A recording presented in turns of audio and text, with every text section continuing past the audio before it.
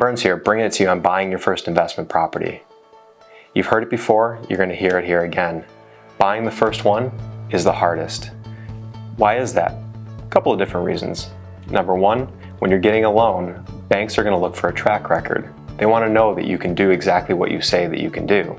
They want to know that you're going to be able to complete that project and create income for yourself. Reason number two, income and net worth. Adding that first property instantly increases your net worth, instantly increases your value, instantly increases your income.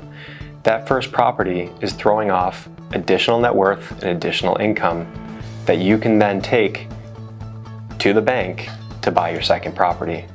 If you're able to produce enough equity in that first property, equity being the difference between the value that you purchased it at, work that you put into it, and the eventual value of the property, equity, you'll be able to take some of that money from that property and spend it on the next one. If you're able to capture and create enough equity and appreciation in the first property, or the second or the third, whatever property it may be, you can actually move money from that property to the next property.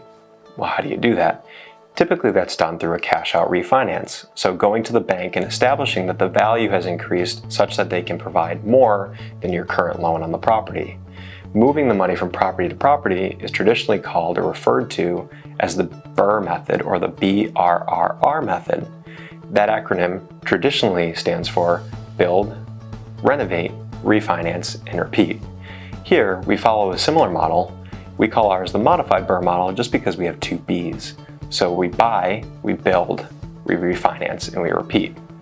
So buying that first property, you can see, tends to be the hardest, because once you have that property and your equity is increasing and your value is increasing, you can always move that money through cash out refinances from one property to the next, as long as you're creating additional value.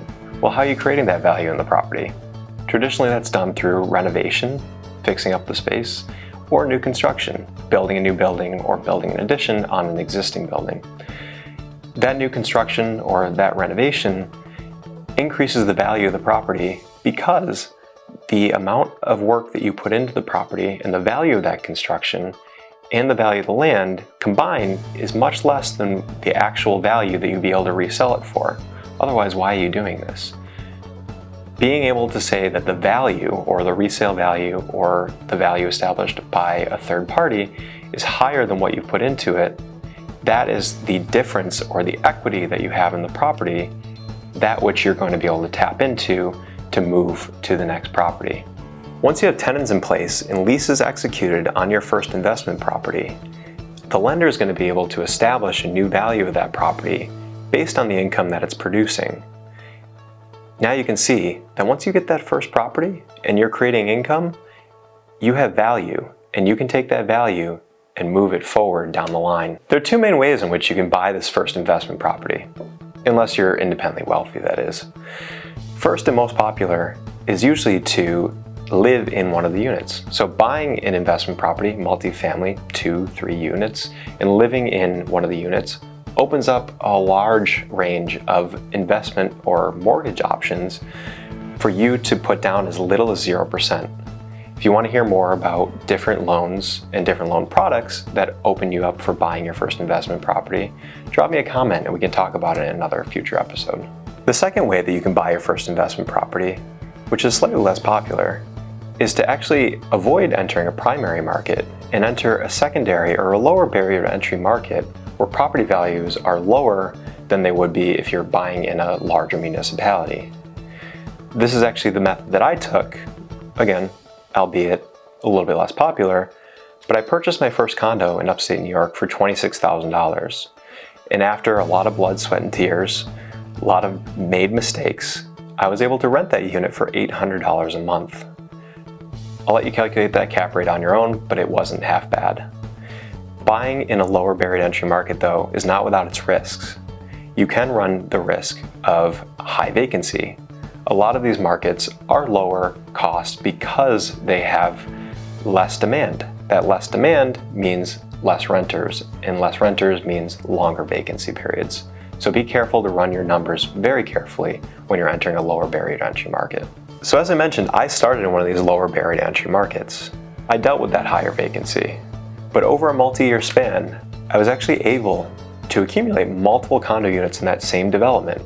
There are actually hundreds of them, but over that time, I accumulated multiple units and thus was able to produce greater equity over that period of time.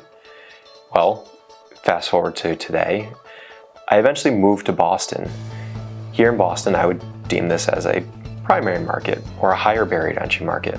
But I was able to liquidate those assets that I created in a lower barrier to entry market in order to buy in here and further grow my real estate portfolio. If you want to hear more about my story and the path that I've taken, check out the About Me video. Well, that's all we have time for today, but don't forget to like, comment, and subscribe so we know what you find helpful and what content to keep producing for you. Thanks so much. So I'd like to introduce all of you to my wife, Shelby. Like you, she has lots of questions about real estate, and some of them might line up with the things that you're asking.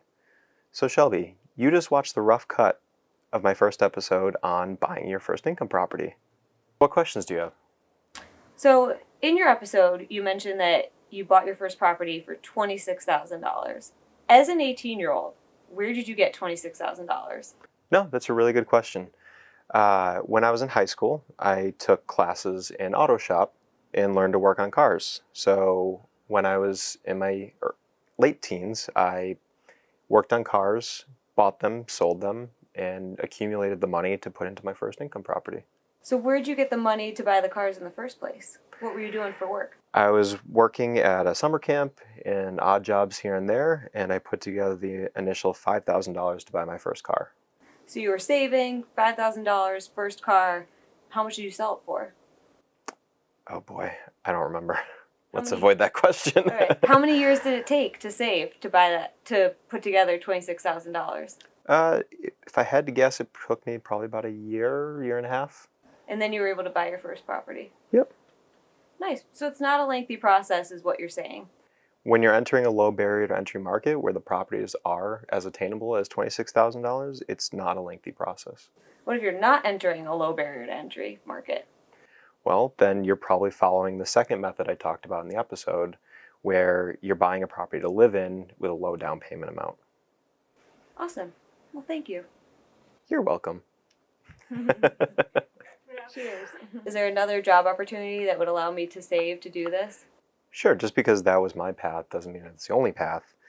You can certainly be somebody that's just starting their career in their first W-2 job. You know, when I was working at those summer camps and those sort of things, I was making minimum wage. And minimum wage back then was not what it is now.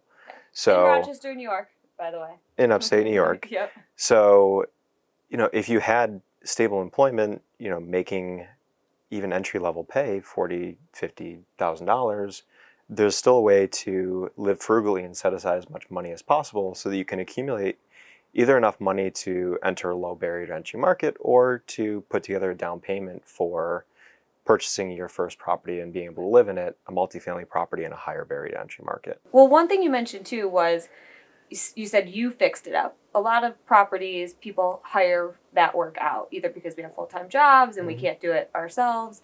How pivotal was that for you to do all the work yourself, and where did you learn to do all the work? No, another great question. So I think doing all the work myself was extremely valuable in my overall career in real estate, because making those mistakes and learning to do those things gave me an appreciation and knowledge that I need in my day-to-day work in real estate, because now I have an understanding of plumbing, an understanding of electrical, an understanding of how to put down floors and how to paint walls. I think it not only gave me the knowledge and the know-how, but it also gave me an appreciation for the work that the people that now work on my properties put in day to day. You're a handyman. But it sounds like, too, you were able to save even more by doing that. And where did you learn to do all of that? Did you take classes? Did you turn to handy YouTube? Where'd you learn your skills? No, I went online a lot, looked for instructional videos on how to go about doing certain things. Certainly made lots of mistakes, asked questions of family members and different friends that might have had some experience in the trades. And I didn't do it all by myself. I had lots of help from different people and advice. And different things that I found online. Thanks for sharing. Yeah.